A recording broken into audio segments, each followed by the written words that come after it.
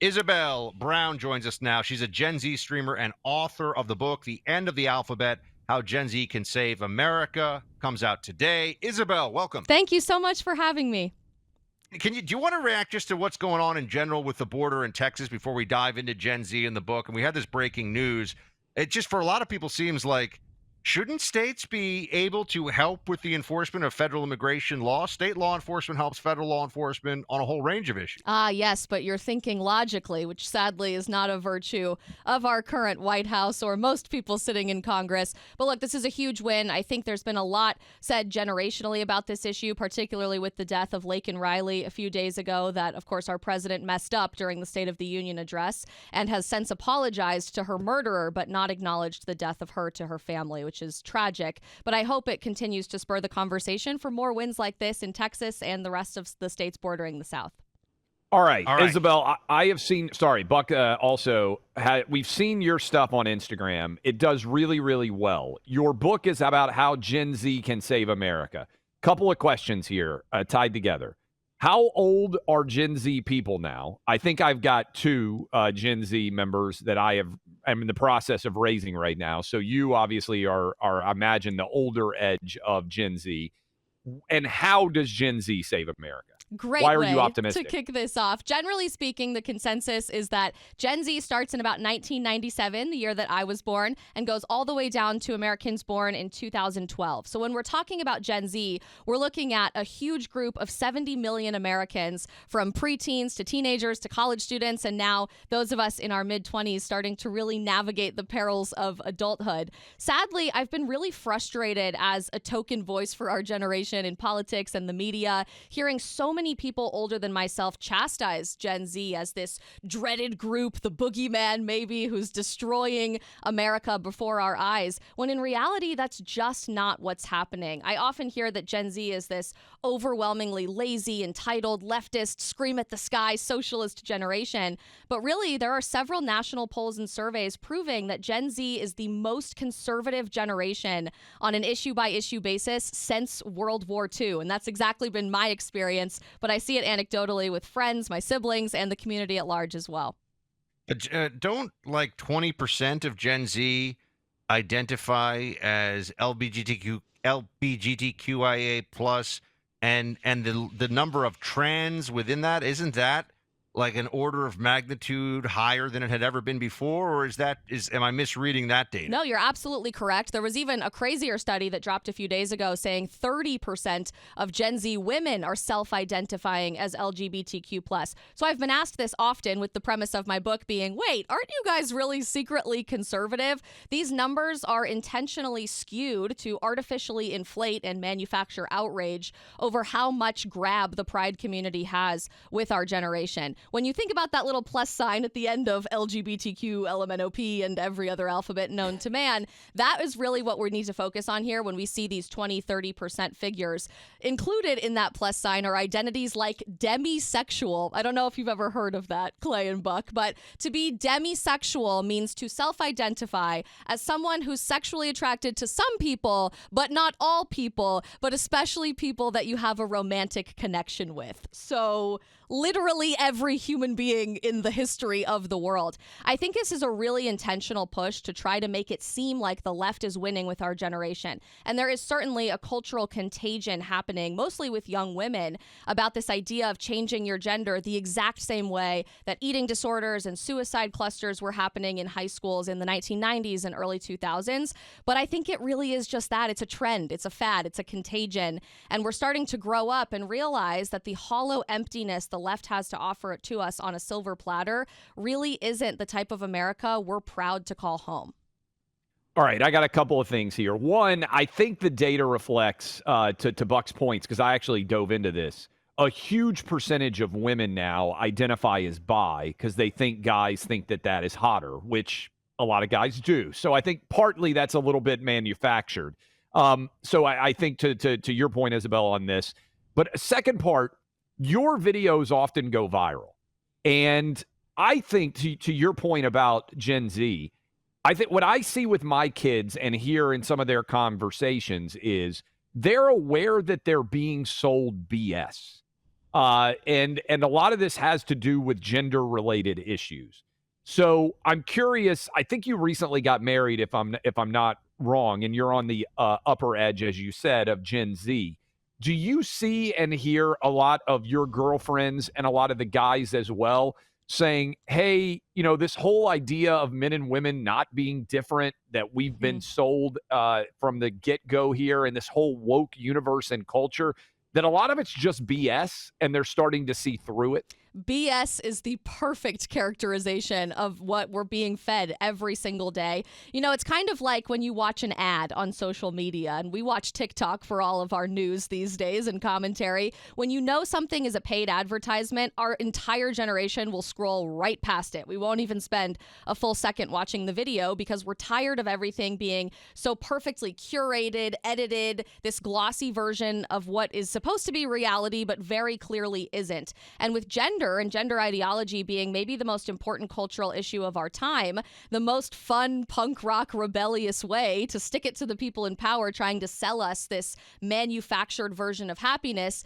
is to embrace your biological gender and gender roles. I'm getting married on June 29th, which I'm super excited about. Congratulations. Thank you. And honestly, it's been the joy of a lifetime to watch almost every single one of my friends already getting married in their early 20s. Most are engaged. Some are even starting to have children. Women everywhere, despite politically polling very substantially with the Democrat Party, although I would say there's a caveat to that. Most Gen Zers are still in high school, so we still have to wait for them to vote.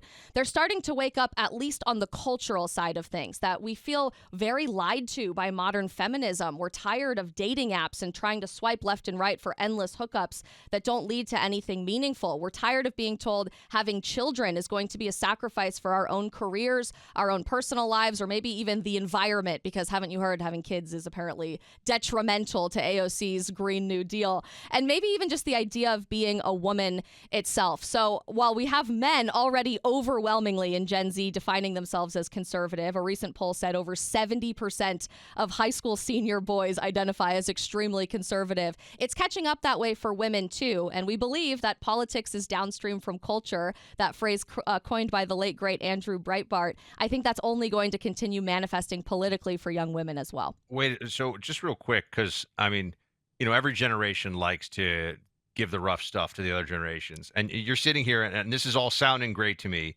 because I came to this interview today thinking Buck is a curmudgeon, by the way. Yeah, If you don't know Buck, you're way too optimistic and positive for Buck here, so he's going to push back. That's all right.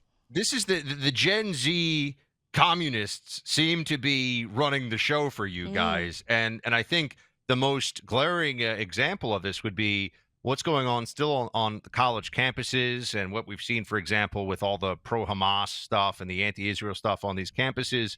Now, maybe that's not indicative of what it is nationwide on campus, but it's certainly at a lot of the so-called elite schools. Yeah. You just said 70% of high school seniors view themselves as males. Sorry, I should say 70% of high school males view themselves as conservative. Do they all just abandon ship when they go to college because they want to date with some purple-haired communist? What happens? No, I think mostly what we're seeing on college campuses, as absolutely outrageous as it is substantially toned down to a lot of what I experienced on campus. For example, I was at Colorado State University from 2015 all the way through 2019, and then Georgetown for graduate school for a year thereafter, right at the height of the rise of Antifa, when people were lighting UCLA on fire because Ben Shapiro went to go back and speak there in Southern California. It was a really crazy reality. But for every insane story of a pro-Palestine protest you might see at Harvard, I really like to point people in the direction of social media to expose the other side of things. Street preachers like a guy named Cliff, who goes viral on TikTok every single day, recently just held an event at Mississippi State University, I believe, or I think it was Mississippi State, with over 1,000 students packed into a tiny lecture hall room. They had to open up 3 other additional rooms to let students hear about God, which absolutely follows national trends too. In 2021, less than a quarter of our generation said that we believed in any higher power. By the end of 2023, over a third of us proudly say that we believe in God. And when you break that down denominationally, we're even seeking further tradition and structure than this half-in, half-out cultural washed Christianity that we've been living with for so long. Gen Z, for example, is the most likely demographic in the American Catholic Catholic Church to prefer the traditional Latin Mass. So these are real things that are happening. And of course, they're not as flashy or sexy on a national news broadcast as a bunch of students saying they want to blow up their campus for Hamas, which does in fact happen. But that's a very vocal minority that I think continues to cycle this manufactured outrage that's keeping cable news going and in business in a time that they desperately need to keep as many eyes glued to the screen, since we're all watching TikTok videos and YouTube live streams to get our news instead. Okay, this is certainly last question for you. My kids go into YouTube. That's where they get all their news. Unless they're watching sports with me, they do not go into traditional media. I bet there's moms and grandmas listening to us right now that love you, and a lot of dads and granddads too. How can they find you? How can they share your content so maybe their grandkids will listen or their kids will listen to you more than they would them? And also, how can they get the book? And this is now a trio of questions. What should happen with TikTok? Should we ban it based on your understanding of the app? And how does your content do? I wish we had 3 hours to talk about TikTok, but short answer, no. I think it would be a grave mistake to ban the platform. A lot of what you're hearing about security and data concerns really is manufactured to try to generate news headlines here. If they were really serious about that, we'd be talking about every social media platform and several other national security issues. But if I can say one last thing for why you should grab a copy I got to of say, this. Isabella, that analysis, which sounds like a very smart former CIA officer that I know, was incredibly astute, and I'm happy to hear someone. That's Buck's argument he's been making for some Yes, time. Buck. In like case a you don't year know, now. Isabel. I'm happy to hear at least one person from the purple-haired communist generation understands what's really going on. Oh, we're going to keep fighting for TikTok, surely. But really, I wrote this book because now more than ever before, when we've never been so divided and angry and miserable and pessimistic about the future of our country, I think it's time for us to return to our roots of what it means to be an American. And what do I mean by that? The people who built the foundation of this country were not decrepit, falling apart, completely senile old men that make up the entirety of the United States Congress and the White House today, which is probably why we feel so pessimistic. Our founding fathers on July 4th, 1776 were 18, 19, 21 years old. Even Thomas Jefferson, who wrote the Declaration of Independence, was only 33 years old on July 4th, 1776. If we're serious about building a path for our country that's based in objective truth, marriage, taking back entrepreneurship, and just the idea of freedom of expression, it has to start with giving young people a seat at the table. So if you're a Gen Zer looking for hope, this book is for you. If you have a Gen Zer in your life that you're looking to inspire and encourage to continue making a difference in their community, this book is for you. And I host a live stream every day across social media platforms where we talk about every cultural issue, from banning TikTok to what the heck happened on social media or in Hollywood last week from a Gen Z perspective. Consider checking it out across platforms at The Isabel Brown. Are you ever have a bunch of old guys, one who talks about sports, the other talks about random history books on? I'm just saying. Heck you know, yeah, to you guys speak should to the youth. absolutely come on the live stream. We'd have a great time. I won't even refer to them as the youth. The youths, You know, the token youths.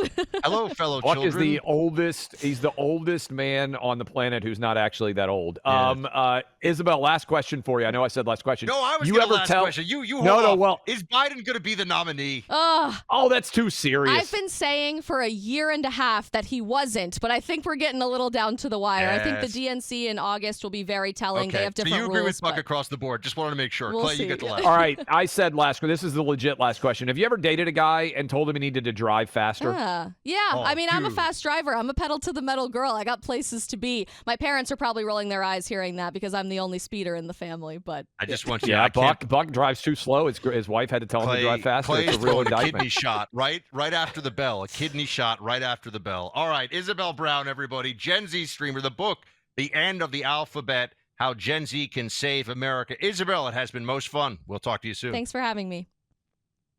Look, Hillsdale College, they hopefully are training a lot of young Isabel Browns in Gen Z to help to make a difference in this country. They recognize the value of knowing our history, being a U.S. citizen. In fact, they produced a free online video course called American Citizenship and Its Decline, being taught by historian Victor Davis Hanston. The course will trace the history of citizenship and explains how it's being undermined in America today by open borders, identity politics, the administrative state, and globalization. Watch the online course like you'd watch any streaming series online. You will love it. It's free, and it's an important component of Hillsdale's mission to teach millions of people about liberty and the American way of life. Sign up today for Hillsdale's free online video course, American Citizenship and Its Decline, by visiting clayandbuck4hillsdale.com. That's clayandbuck4hillsdale.com.